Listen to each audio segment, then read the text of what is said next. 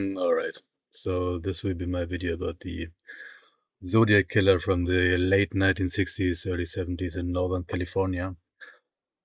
I tried to make this in English language. I hope it will work out well. This video will not be made professional, special in any kind of way. I just dropped the facts and some background information. So, for the last 2.5 years, I tried to solve the Zodiac case, but especially I was interested in the Cipher 13 and the real motive. The normal forensic motive like robbery, money, family were excluded by the police. I think I might figure this out. Also for what the word paradise, what under the sea, could stand for. The rest, like the Halloween card, Pines card, Dragon card, 13th Hole card, Eureka card, the rest of Cipher 408, Cipher 32, and the bus bomb diagram, I have absolutely no idea. But for those who are not familiar with the case, I will give a very short summary. At the 20th December 1968 at around 11 p.m. in Vallejo at the Lake Herman Road, two teenagers were shot with a .22 caliber pistol. Betty Lou Jensen was shot 6 times. She died. David Arthur Faraday, 1 time. He died. At the 4th of July 1969 at Blue Rock Springs at around 12 p.m. with a 9mm Luger, 2 people were shot. Darlene Ferron was shot 9 times. She died. Michael Major, 4 times. He survived. At the 27th September 1969 at around 6 p.m. at the Lake Berryessa with a foot-long knife, Cecilia Shepard was stabbed 10 times. She died. Brian Hartnell, 6 times. He survived. At the 11th October 1969 in San Francisco, Washington Street, Cherry Street, at around 11 p.m., a cab driver, Paul Stein, was shot with a 9mm semi-automatic pistol 1 time. He died. So there are many, many people who were interested in the case and dedicated and sacrificed themselves for this case and for years and even decades. And they wrote books and movies and made podcasts and whatever. And this is all the base for my work. So if you want to be more informed about the case, so please take a look at what all the people have published. It's a very interesting case. The Zodiac wrote many letters to newspaper stations, some of them with cryptic codes. The first was the Cipher 408, which was solved in a few days by a teacher couple, Betty and Donald Harden. The second cipher, 340, was solved 50 years later in December 2020 by the case breakers. You can watch how the cipher was made and solved on David Oranchek's YouTube channel. I compared both ciphers, and I got the feeling that the Zodiac wrote his identity into, but he decrypted it a second time. And now he did it on emotional base with another hidden identity, which is also the motive. And this is more into psychology thinking instead of cryptography, in my opinion. There are tons of suspects in this case.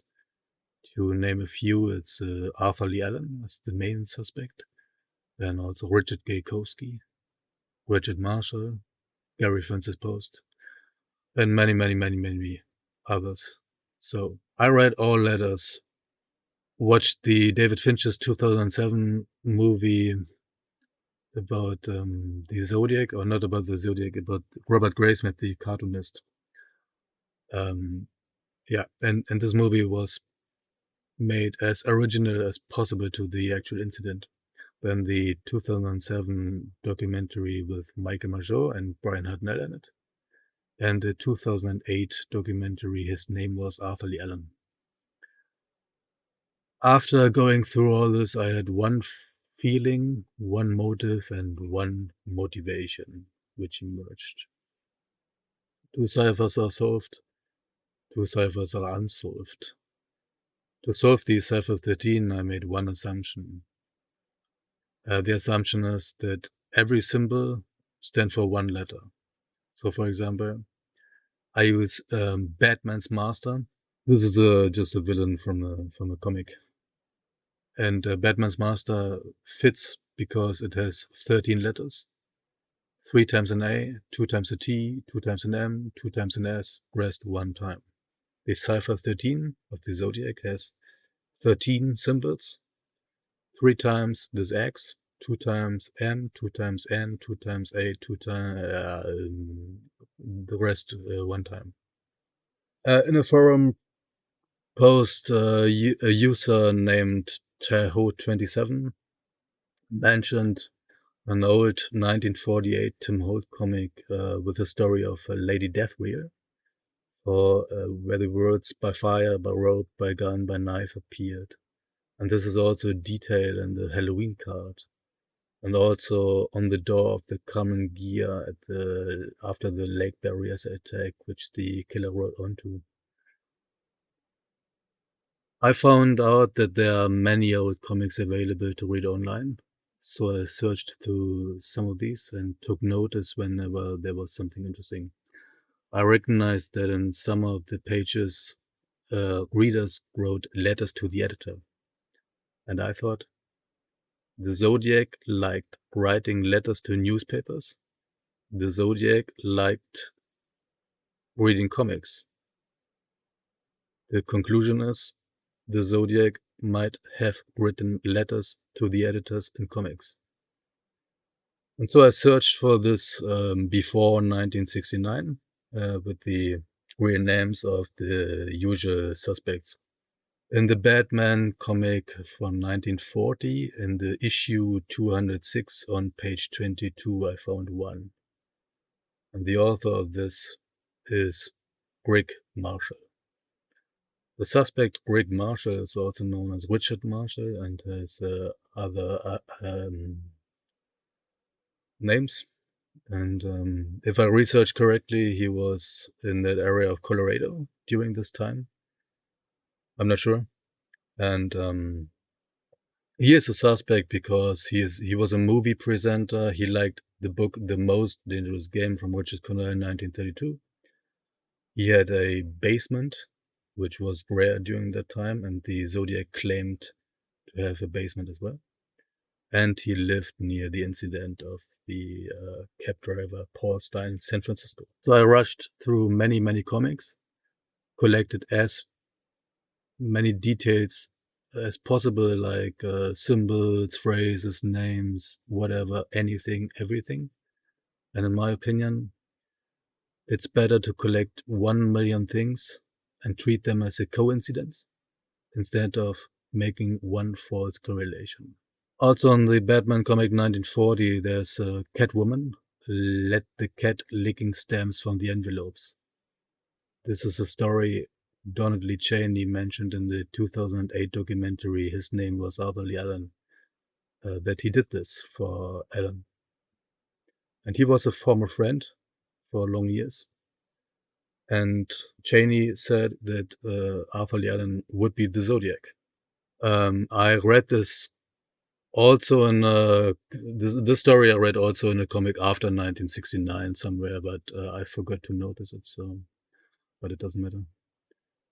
Also, Steel Sterling grabs the lug nuts of a car, and this is also a story Donald Lee Cheney told in this documentary.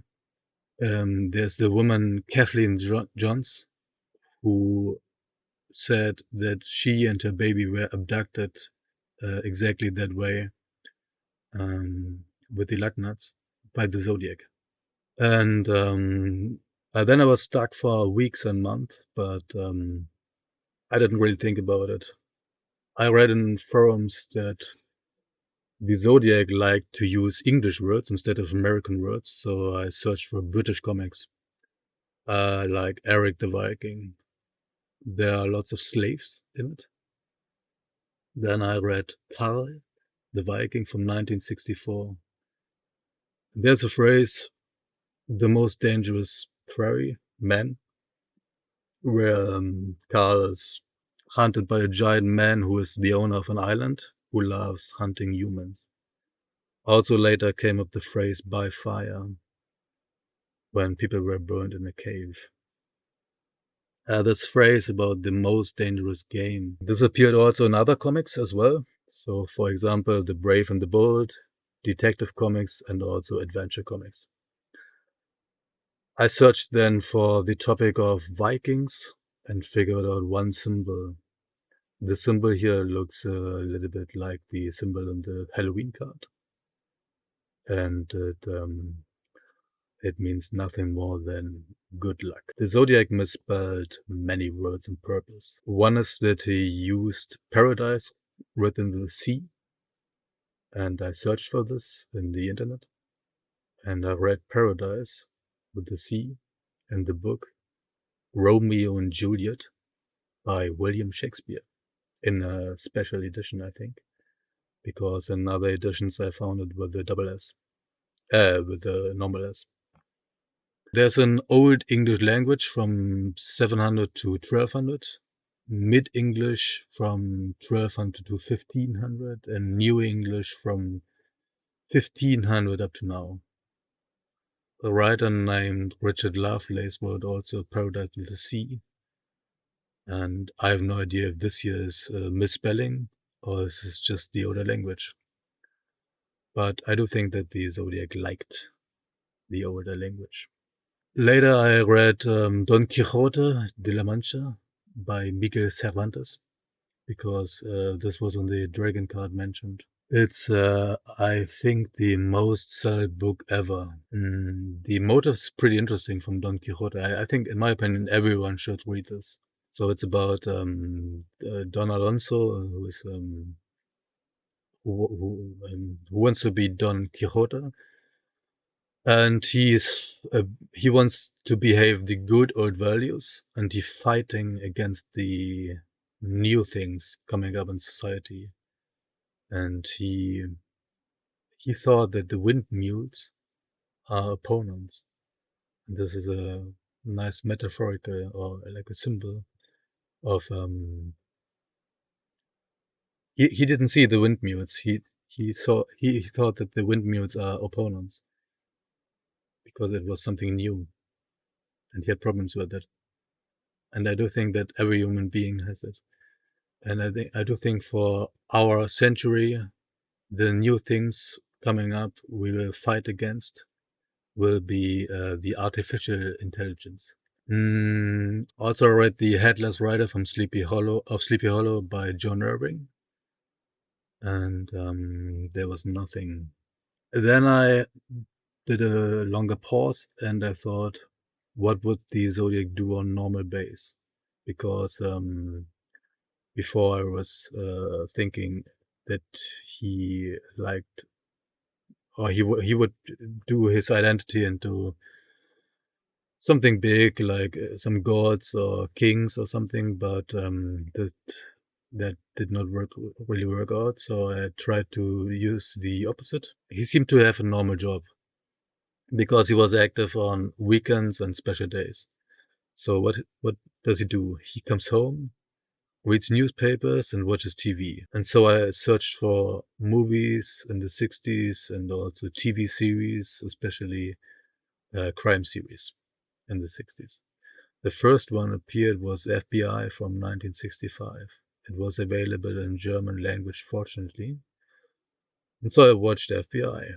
3 seasons, 30 episodes this season, 40 minutes an episode. Yeah, that was nice. I skipped a lot when I had the feeling that there would be nothing. The very normal stuff came up like fingerprints, DNA, palm prints. Every bomb was made of ammonium nitrate here. And the Zodiac wrote this in a letter that he would use ammonium nitrate for a bomb. And there are cryptic messages, and also the police is telling a driver of a car that the tires are not stable. But after the third season, I did not have the feeling that there would be something relevant. So I saw in the related link list that there's another series called Doctor Who, which is a British series from 1965. This series is positive connotated in my head because of this Max Headroom incident. Maybe you know this, in the 80s, when two guys made pirate hijacking operations at a TV station. They made a very strange, spooky video with a Max Headroom mask. This was very famous during that time, and they were never found, never caught. And this was during a Doctor Who episode, so I watched this. In this Doctor Who, there are episodes, unfortunately, where the footage is not existent, but the sound was available. So I just listened to it in the background and let it run. And there was then an interesting part about Marco Polo, where a woman is telling a story about a man and a mountain, and there's a garden, and there's milk and honey and a paradise. I googled for Marco Polo, and he wrote a book named Il Milioni. He's from Italy, Venetia. In the English version, The Travels of Marco Polo, I searched for slave and for paradise, and there was one chapter about the old man of the mountain, and this was a very interesting chapter. Then I googled for more material and found two movies about Marco Polo. One from 1938 with Gary Cooper as the main acting role. There was nothing in it. And then The Adventures of Marco Polo from 1965 with Horst Buchholz as the main acting role. He is a very famous and good German actor from the 20th century, and he was also in the Glorious Seven. Directly in the beginning, Marco Polo talked to some persons who were playing chess. In the background, you can see chessboards hung up diagonally, which was the substitution method by the Zodiac for the Cipher 340, which is a nice coincidence. And then Marco Polo and his companion were captured by this group of people, and they carried him into a cave where they met a very dark, elusive figure, and this was the old man of the mountain. He is the master, the chief, the Sheikh al-Jabal, living in his castle, owning his slaves.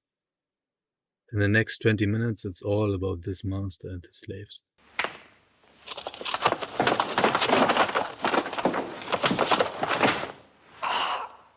There are many ways to come down a flight of stairs, but only one way to reach paradise.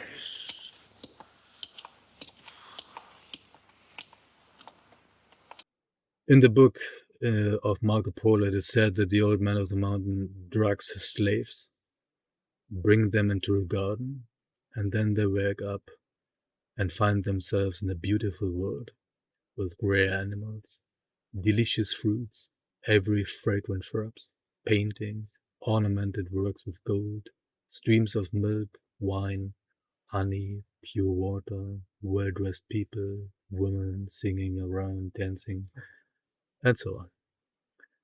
Then they are drugged again, but now to make them sleep, and brought back into the castle where the mountain chief explained them that what they have seen, this was paradise, and when they die, they will reach it. And he trained his slaves to kill opponents like sultans, chiefs, kings, or people with higher placed positions. And the strategy was to infiltrate their places and killing the opponents by using a knife. According to Marco Polo and the Christians during the time of the Third Crusades, the word Hashashin comes from these people who consume hashish, and it's also the base for the word assassin. The entire story starts with the founder of the assassins, and this is Hassan Isabah from Alamut in Persia. He built this Alamut around 1090. This is a Shiitic sect of the Ismailis called the Nizaris, and the end is up to the old man of the mountain called Rashid Sinan, and this was finished 1275. Right, so I searched for Marco Polo, found out that there are many reprinted comics in German, so I went through the Republic and searched in libraries, and also bought a lot of Marco Polo comics with the hope to catch material from the old man of the mountain. But unfortunately, I found nothing. I did not go through every comic, but nothing. After that, I watched some movies with the actor Akim Tamirov. He was the actor in the 1965 The Adventures of Marco Polo movie. Uh, yeah, so I thought if the Zodiac liked this actor, then he might watch the other movies as well, like Hotel Paradiso.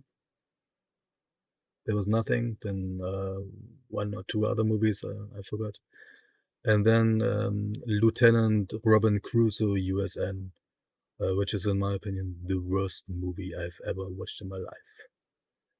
And I know Birdemic 1, Birdemic 2, Birdemic 3, but this movie is it's just worse. But in the description there was something with Paradise, and the woman here wearing a hat with a Z on it, the guy looking through the crosshair, and the Arkham Tamirov played a person called Tanamashu, and Tanamashu fits a little bit into the Cipher Z13, so I hoped to catch a pre-name or nickname, but nothing was there. And I watched the entire movie. So then I searched in the archive of newspapers and found one article from 1963 in Memphis, Tennessee, where the old man of the mountain was mentioned. And this was the only article I found. Maybe I'm too stupid to find it in better places. But in this article, Dante Alighieri is mentioned. Dante Alighieri wrote the Divine Comedy, his main work, from the 14th century. And this Divine Comedy, by the way, is the first work written in Italian language, which gone viral or had a big success. Before everything was written in Latin language, and after the work of Alighieri, the Italian language was used in normal base in Italy. So you can say that Dante Alighieri started the Italian language off. And he wrote also about assassins in the Inferno. In this Divine Comedy, there's a deep explanation about the hell in very different layers, and also paradise. But there was nothing really seemed to refer to what the Zodiac could have used. And the same is for John Milton's book Paradise Lost from 1667, which I overflew. Then I read a book by Vladimir Bartol, 1938, called Alamut. I searched for slave in paradise. Slave occurred 25 times. Afterlife came also up a couple of times. And paradise occurred 218 times in total. And this is the story of Hassan Isabah, the master and his visions, paradise and afterlife and suicide and assassinations. It's a simple but kind of it's a deep story in my opinion. It made me think a lot, and it has the very famous principle in it: nothing is true, everything is permitted. It's not the only principle, there are different ones also in it, and this sentence is used differently, so it's kind of a deeper story.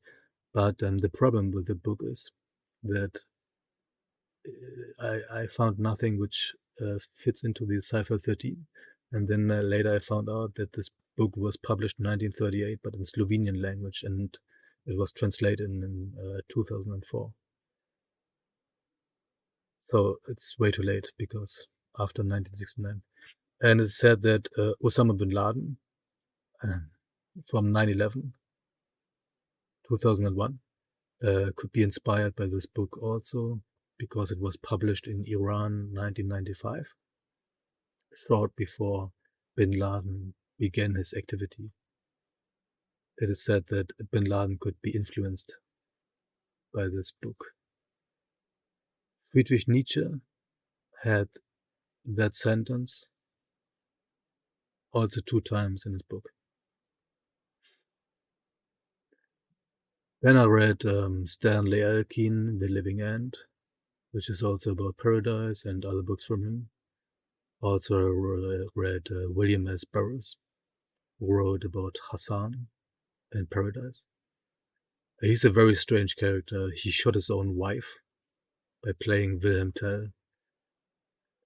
And but he was very influential during his time, but I found nothing. And then I came to the last book from Bernard Lewis about assassins, and then I decided to finish completely, because I did not find the Cipher 13 segment or something else which was relevant. And so it came to an end, and think that the Zodiac took his name on very random occasions. He took many themes like The Most Dangerous Game, or from the operette The Mikado, and I do think this is all completely random. The only consistent element he had is that he liked, or he seemed to like, the older English language and the story about paradise and slaves, and there's a correlation. And so I go with the Cipher 13, and I put the name Hassan Isabwa. Over the last A, there's an accent. This is big because the pronunciation. And this is a different letter. And this fits into, I don't know if it's cheesy or if it's good, I have no idea. Maybe it's also Sultan Saladin, who was an emperor during this time, also of the Crusaders. This fits also into the Cipher 13. I don't really play around with it because the Zodiac liked to misspell very many words, so maybe he misspelled also something in the Cipher 13. And he did even a mistake in the Cipher 340, so everything else would be a completely guessing game, and I don't think there's any value it. So I just stop. I have many theories in my head, but in the end, just evidence is the real goal. Playing guessing games is always only good when you accept as many theories as possible and in a concurrence to each other. Anyway, but I don't think that Arthur Lee Allen did the attacks at Lake Berryessa because the survivor Brian Hadnell excluded him because of the voice and the general look. Also, the sketch from the kids that saw the Zodiac after the attack against cab driver Paul Stein is not even close to be near. Also, the police officer Donald Falk, who most likely talked to the Zodiac, he excluded Arthur Lee Allen. Richard Gajkowski fits way better into the picture, the voice also, because the dispatcher from the police, Nancy Slover, recognized the voice and said that the voice of Gajkowski fits very much into what she heard when the Zodiac called after the murder, the police. And also the life and the living conditions fit also. but it's just guessing. After what I found out right now, I don't think that it must be one person. It's very likely that it's two persons.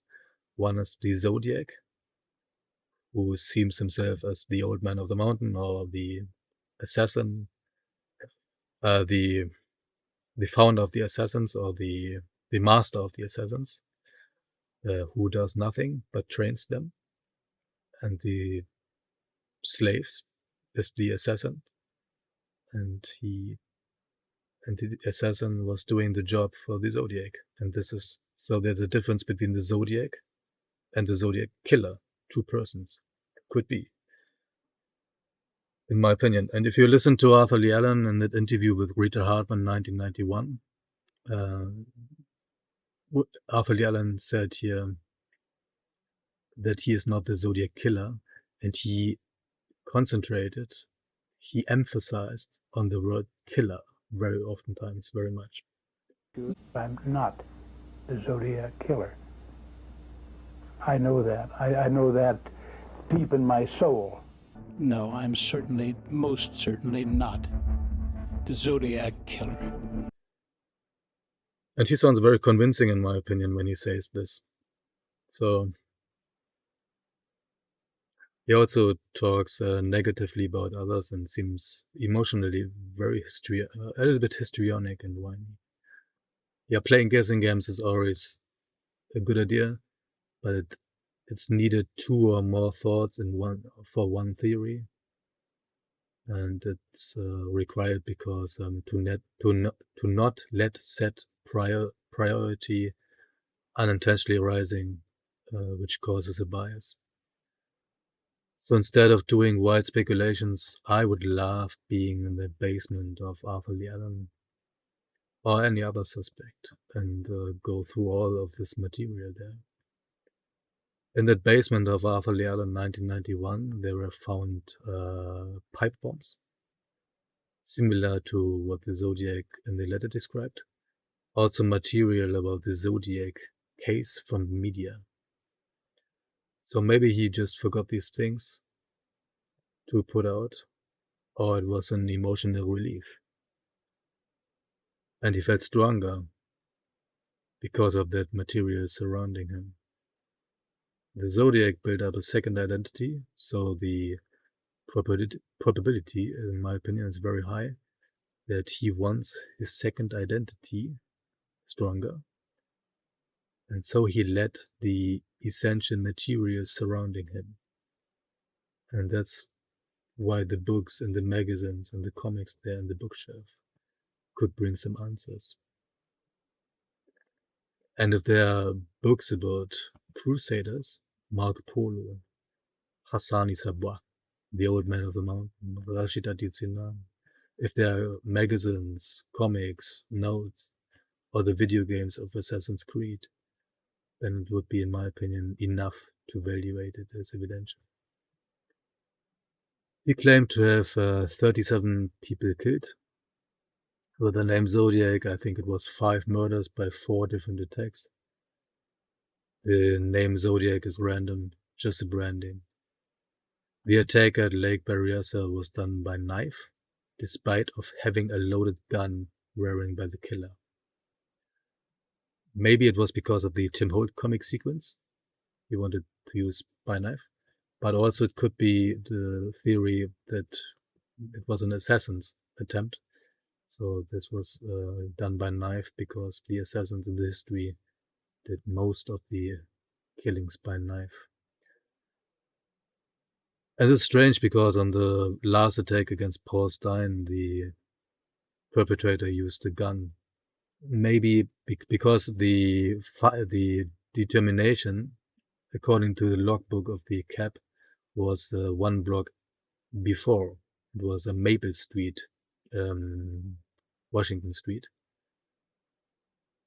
And but the cab drove one block ahead to Washington Street, Cherry Street. So there was a lag. So maybe the killer wanted to use a knife, failed, asked that the cab could drive one block ahead, and then he used a gun. Maybe it was a little hectical, but he was not very hectical because he ripped off a shirt of the victim. Very strange attack. I don't have a feeling for this. But he claimed to have 37 kills. I think it could be exaggerated. But I think he was active before. So I had one feeling, one motive, and one motivation. The feeling was that the Cipher 13 is solvable. And if it's not right, what I figured out, if it is another name, I'm completely happy the same way. The motive was the urge of justice, which is the biggest virtue many philosophers thought about. And I don't like when people are afraid of another people. And the motivation was this guy, Donald Lee Cheney, and his very negative facial expressions. And I felt sympathy to him because the way he talks, the way he gestures, and what he's talking, he seems to be a person there who understands that overpowering other people is something bad, what you should not do. But he involved himself very much into the case, and many other things made me very suspicious about him. And when I look into these eyes of Donald Lee Cheney, I feel extremely afraid. So there's an ambivalent feeling between sympathy and frightening at the same time. And this is extremely rare. So I watched this documentary, I think, I don't know, over 50 times. And I always had the same feeling. And this brought a little bit of tension into my mind of Cheney. And if he would be the assassin of Arthur Lee Allen, that would make sense in my opinion. At the end, I want to say something on the moral side. There are lots of true crime series out there, what the people like consuming a lot. And what I recognize is that the people like to think how the perpetrator could have done the crime better with hiding evidence and using better strategies and something like this. And I think this is normal to a certain way, to a certain point, because to catch an attacker, it's necessary to think like one, or to have the ability to think like one. But on the long run, it must be clear that the perpetrator is has in total a lower understanding of the world than a victim or a normal citizen. The reason for that explains Socrates. He is my favorite philosopher, and he did it in the dialogue Gorgias by Plato. Socrates said that a person who is a victim, the situation is bad, but a perpetrator who does bad things, his soul is very ugly and worse.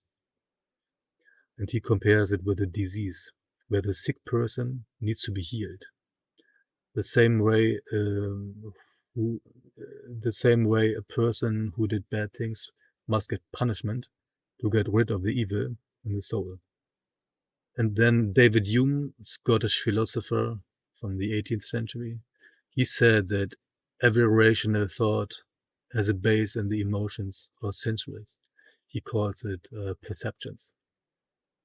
That means you can be as good in crimes, but your soul is irritated and you will do mistakes. Or like Socrates said, you go to the police voluntarily to get rid of the evil. Thinking to be a serial killer is very primitive and has no value. At that time you could have done something different. What fulfills you in life. What is really needed for society is like people who work on anything which gives prevention. Teacher, pedagogues, psychology, sociology, everything which gives a high understanding of human beings to prevent school shootings, violence, mistreatments of others, of people, of animals, of nature, everything. In the future, we will understand better how the brain works. Nowadays, we have very big, slow, expensive machines like MRI, EEG, and what we need is way more technical invention to building biofeedback that gives a direct reflection to the individual and also to the medical professionals who can understand and check the areas of the brain, the hormones, neurotransmitters, way quicker and way more controlled. So, and this brings a reduce of the expression of psychopathy, sociopathy, or other mental disorders. So, the Cipher 32 is definitely unsolved. Mike Morford and Richard Grinnell talked in their podcast about secret codes in the Goldbug book by the English writer Edgar Allan Poe, with the famous poem of the Raven. Maybe the Zodiac read Edgar Allan Poe, but maybe he just read the Detective Comics, because there's an article about this book. If you count the symbols of that secret message, it's 32 symbols. Maybe it's just a random coincidence. I have no idea. And I will definitely not figure this out. What about you?